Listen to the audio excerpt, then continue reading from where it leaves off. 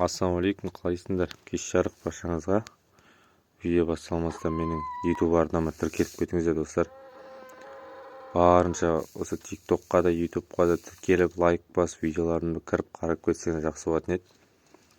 Мінекей біздің тауық қорада өзгерістер болды. Мына бірінші, екінші бөлім видео түсірдім. Толық видео YouTube каналда тіркелсеңіздер болады.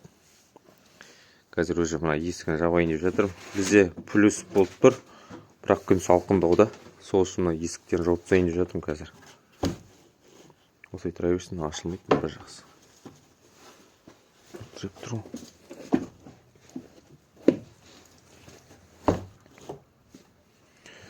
Так, мына тірек қойым, бүйтіп асып кетпеу үшін. Так. Міне, мұны ашып тастадық. Енді ойлап тұрмын, мынаны так бір жерге қойып қойып, ертең жазда мына жерге туады ғой. Пока осы міне. Енді бұйыртса келесі видеоны күтіңіздер, міндетті жақсы видеолар шығаратын боламыз. Ендігі видеолар тауыққа қандай жем беру керек, және де тауық жұмыртқасын жеп қойған жағдайда не істеу керек, соларды түсіретін боламыз. Бакен қораның темалары бітті. Бізде міне әлі қар бар жерде. Мына қар бітпей бізде тауықтарымызды алаға шығара алмаймыз. Мана жай болды мына жерге. Мына жер болмайды. Салқындап тұр бізде. Плюс болса да күн сап-салқын.